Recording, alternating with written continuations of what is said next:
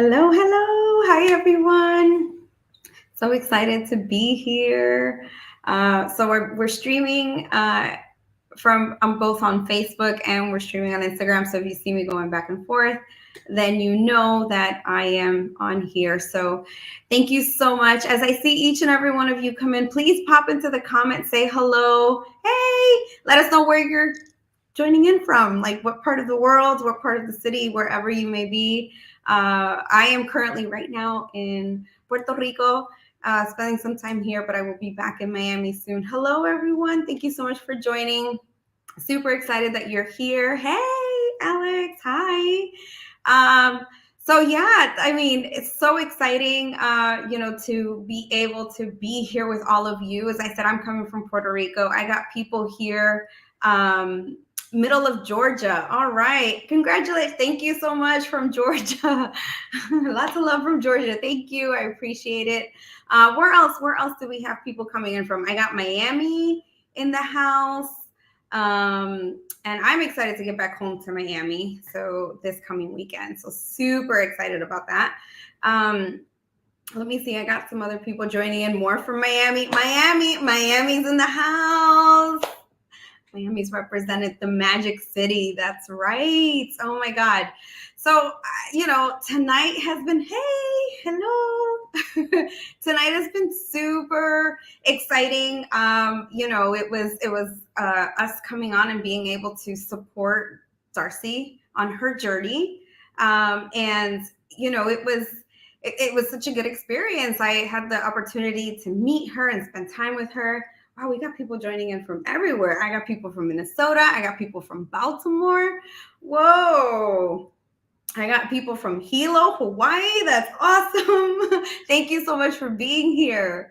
If you just finished watching the show just a couple minutes ago, as you can see, like I just started along this journey with Darcey, and it definitely is an experience to be able to be with her. And I want to thank everyone for taking a moment and actually just sending me some DMs and some questions. So I'm happy to answer those for you. But before I do, I want to take this opportunity to remind you to please make sure that you tune in next week to continue watching Darcey's and I's journey unfold on TLC. It's going to be a ride for sure. It's going to air every Monday. You're going to see it at 8 p.m. Eastern, 7 p.m. Central. So thank you for all your questions.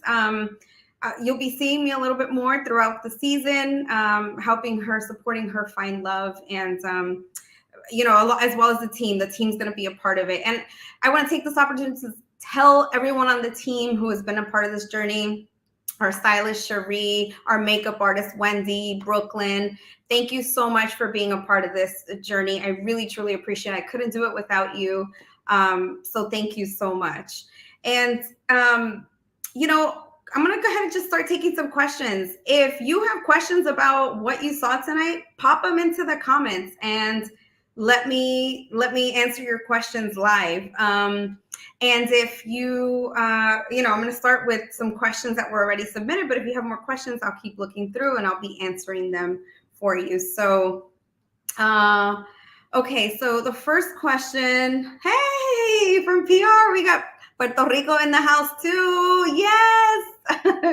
All right. So the first question that I got was, what's a matchmaker and why should someone hire a matchmaker? This is really, really good question. All right. What's a matchmaker? A matchmaker is a person who our job is to be able to introduce highly compatible people to one another. Our job is to take the legwork away from you. As a matchmaker is focused on being able to have a pool, have a database of other singles, eligible singles, and be able to get to know the clients and then also see within the pool that they have who would be the right match. There is no guarantee of chemistry. Let me just say that. We can't guarantee chemistry. No matchmaker can. That's something that's out of our hands. But really what our focus is to be able to introduce like-minded and quality individuals to one another. It's a service where it's no algorithms. 100% you're working with someone who is getting to know you, who is really understanding you inside and out. Hey. And as they're understanding you inside and out, they're getting to know your quirks, they're getting to know your background, how you grew up, because it's really important to take that into consideration when you're matching someone, how you grew up, how it is that the role models were in your life, like, your parents, your mom, your dad. It really does have an impact. And actually, those are the first two people who show us about relationships. They teach us how to have relationships with the same sex, as well as how to have relationships with the opposite sex. So that's why my job as a matchmaker exists. And I love what I do. I love bringing people together.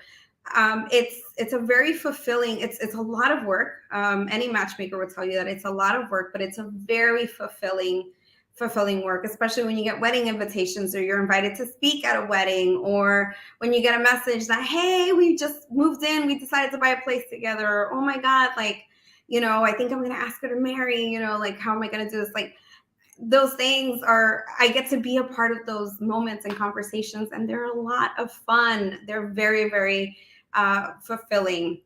Okay, so I have another question. So I'm going to start looking here on Instagram.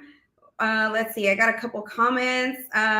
Do people have to live in Miami to get to work with you? Great question. No, our company, Incredible Love, you can learn more about us at incrediblelove.com. We work with clients nationwide. So while we are headquartered in Miami, we actually work with people all over the United States. We have partners in the UK and Canada as well. So we work with people all over nationwide. So you don't have to be located in Miami. Majority of our clients, where we first started out, were in San Diego, because I was located in San Diego. So we work with people all over the United States. Great question. Thank you so much for that question. Let me see. I had another question come in. I wish they would have showed more tough questions for Darcey.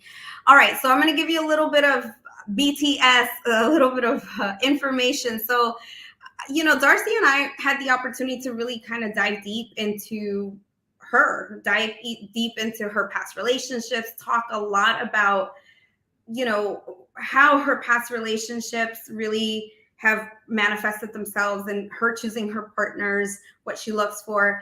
It's only a little short clip, but hopefully they'll show a little bit more of those clips, whether it's on TLC or whether it's behind the scenes. I don't know, but I did ask a lot of tough questions.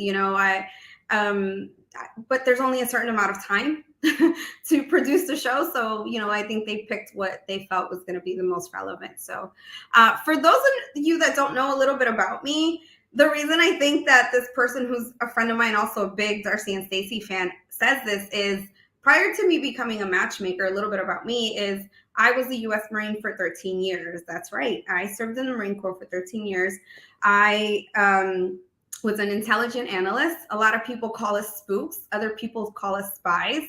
And I had an amazing time doing it. And so I was able to bring those skills into my current career as matchmaking. You go from being a spy to being a matchmaker, who does that? But really, when you're working in in agencies, or when you're working in any type of environment like that, honestly, it's a lot about relationship building. It's a lot about learning how to read people, learning how to understand and knowing and anticipating things about people. So honestly, for me, I feel like me serving in the Marine Corps really allowed me to bring forth those skills to be a good matchmaker, a really great matchmaker. So let me see. I had another question. Did you like working with Darcey? That's a really great question. Darcey was, okay, so I did a lot of research once I found out who she was, right? Once I found out who it is that I was going to be working with directly, I did a lot of research, and I'm the kind of person that I like to look at look at things through a lens, and then I like to give the people an opportunity so I can have an experience with them. And I did enjoy working with Darcey. I will say we are two strong women. We are two strong women. We have strong personalities. We're both alphas.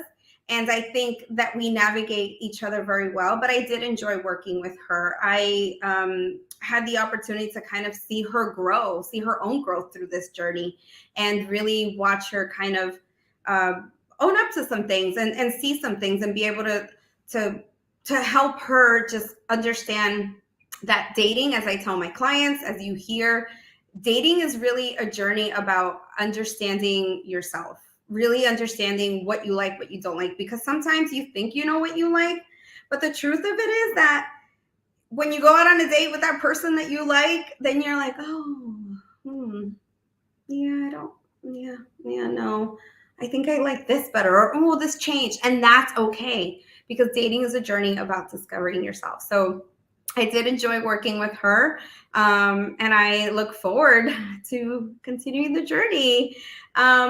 How did she choose you as her matchmaker? She talked a little bit about it on the show. She did some research. There's several matchmaking agencies in Miami, and she did some research. She felt comfortable with my reviews, which anyone that goes on Yelp or Google, you can find our reviews, and testimonials also on our social media pages. And so she chose me based off, I think she felt comfortable with the fact that number one was our success rate. We advertised that we have a 96% success rate. And so that was an attractive factor for her. Secondly, I think she looked me up in terms of like maybe saw some videos, maybe saw some content to get a sense for my personality. And honestly, the first interview that we always do, we don't always take everyone as a client. We want to make sure that it's like a mutual match between us first before we take someone on as a client. So I think we felt comfortable enough to work with one another. I set her expectations because I want to make sure that I was able to manage them. And, she told me what she expected as well, which didn't come through on camera, but hey, we managed and set those expectations. One of the biggest thing is important that I really stressed to her was like, look, I can introduce you to the matches, but that's it. Like at that point, like you got the reins, like you got to keep the communication going. You got to, if there's interest, then you got to show interest as well. Like, our job as matchmakers to bring people together. But once we bring you together, what happens in those interactions is really up to you. That's where, you have to really get an opportunity to learn about, okay, how are my dating skills? Because it's one thing if you're introduced to someone, but the dating skills aren't there. So, and I was honest with her about that as well. Like, it's a test of your dating skills, and she was a champ, she took it like a champ. So, does this mean you're getting your own show?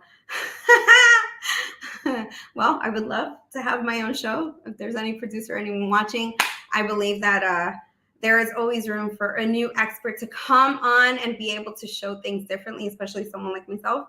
So, hurrah, semper fi to the Marines out there. So, let's hope that I'm putting it out into the universe. I would love to have my own TV show, or I would love to be able to host another love show and be able to support other people in finding love. So let's put it out there, right? That positive energy.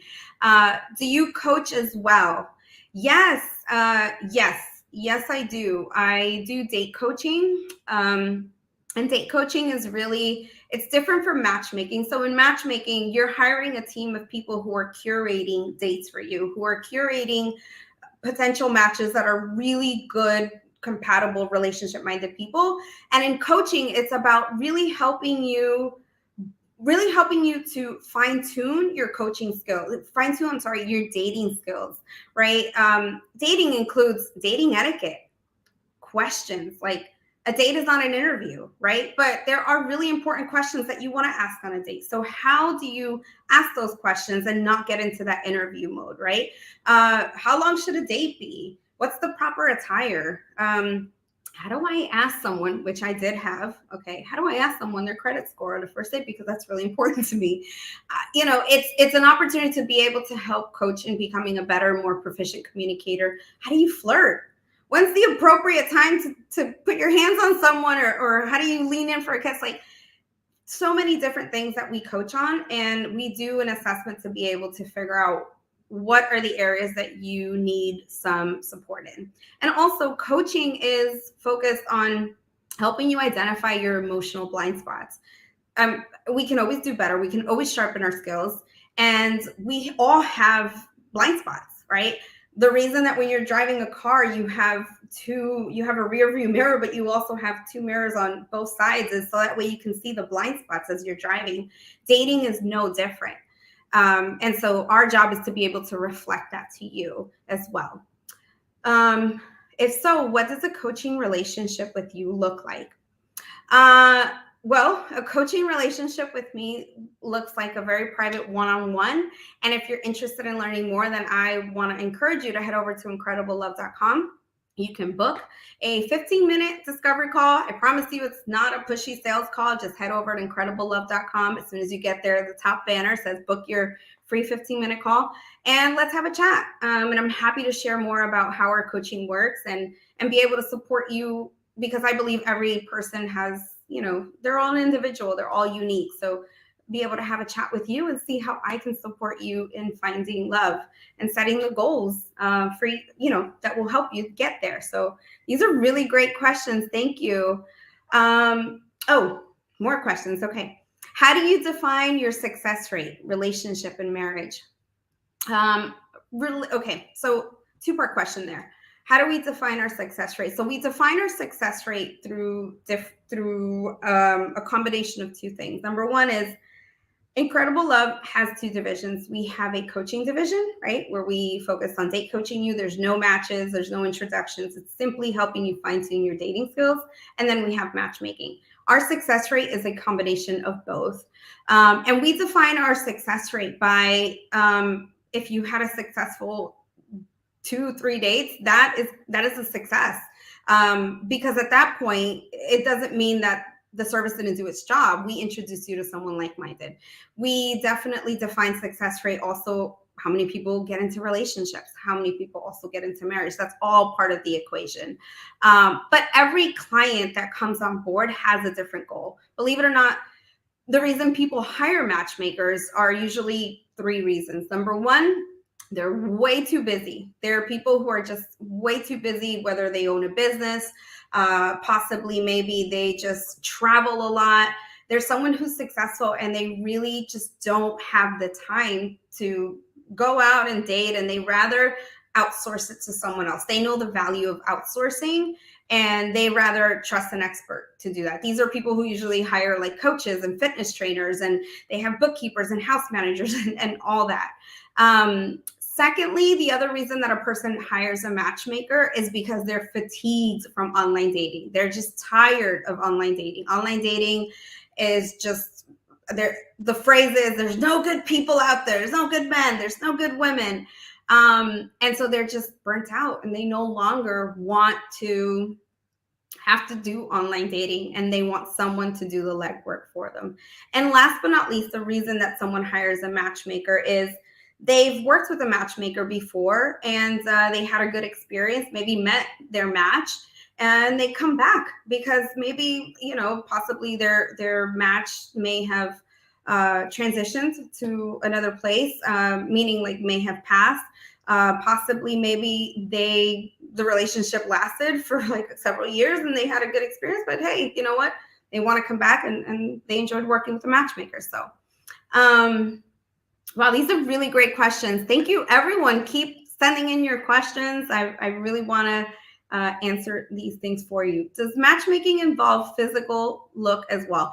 Absolutely. I mean, let's be honest here, right? Like, we fall in love, with our food, right? By pictures. I like to see menus and look at pictures because I'm like, ooh, because I eat with my eyes. We all do, right?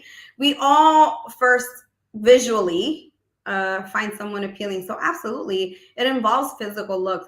we are, when we're working with clients, we want to make sure that we do take that into account. I always ask clients like, hey, tell me your favorite celebrity, right? Tell me your favorite celebrity, because then I have an idea of what physical qualities or physical assets you're really attracted to. And we try hard to make sure that both beauty and brains, muscle and brains are there as well. Why is finding love so difficult? Man, how much time do you have? Finding love is difficult. Well, let's talk a little bit. I'm gonna go a little bit into just how the world has changed. I mean, I'm 40 years old, and 25 years ago, when I was first dating, I didn't have access to a mobile device. And I think one of the reasons that finding love feels so difficult is we now have access to everything on the palm of our hands. And meaning with online dating, we can now literally, you don't build a babe, but you literally go on an app and you're able to swipe left or right and say yes to a person or no to a person. And I think what that creates is this illusion that we have an endless amounts of options out there. And so I think that people have taken the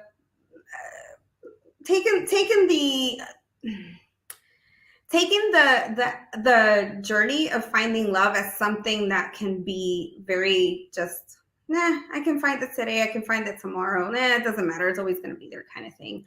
I think also another reason is that people get in their own way.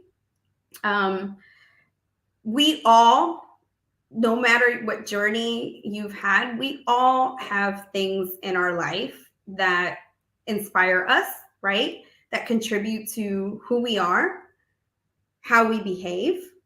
And it's really important that in all of that, that we are able, sorry, I have my team over here, that we are able to really focus on knowing our areas, our blind spots, and the areas of weakness where we can do better. We're not perfect partners. We can always grow. And I think sometimes we forget that we have to have that mentality of growth, right? And remembering that part of love has to do with timing as well. The more that you learn about yourself, the better partner you can be, the better when you're out there dating, you can really attract quality partners. Dating can be difficult if you allow it to be, in the sense of if you don't self-regulate, right? If you're on 5 different dating apps and then you're like, oh my God, there's no good people out there. Well, you're wondering why it is that you're so burnt out. Well, part of it is you're kind of spreading yourself thin. And sometimes we have to take a step back and be able to say, okay, I got to pause and stop spreading myself so thin. I hope that answers your question, but I will say that don't lose hope. I believe that there's a lid for every pot. I believe that love is possible for everyone. But first, you have to love yourself. First and foremost, you have to love yourself. Because if you don't know how to love yourself, then how are you going to teach someone else to love you, right? The way that you deserve to be treated. So that's such a great question. Thank you. Sometimes things get lost in translation through texting. So what kind of icebreakers would you recommend for first messages on dating sites? Ooh, good question. All right. So absolutely, I am a huge fan in saying that, yes, things can get lost in translation. So the best icebreakers that I would recommend, the number one based on research that came out a couple years ago is, hey, how's your day going? That's a really great icebreaker. How's your day going? It's very simple. Or, hey, what was the best part of your day today, right? And breaking it to a micro level, like something that they can answer that's very quickly. It's disarming, right? And it's good. You're starting off on a positive note. If you're able to get someone to realize and say, what was the best part of my day? Maybe they've had like a hectic day, but that question just shifted their energy and you were able to put them in a different space. That's a great question. Another great question is, I would say, if the person I'm not going to talk too much about online dating profiles, but I will talk about that next week. If a person has a good online dating profile and it's filled out, reading their profile, ladies and gents, reading their profile, you will be able to maybe discover something or find something that you can ask them more about.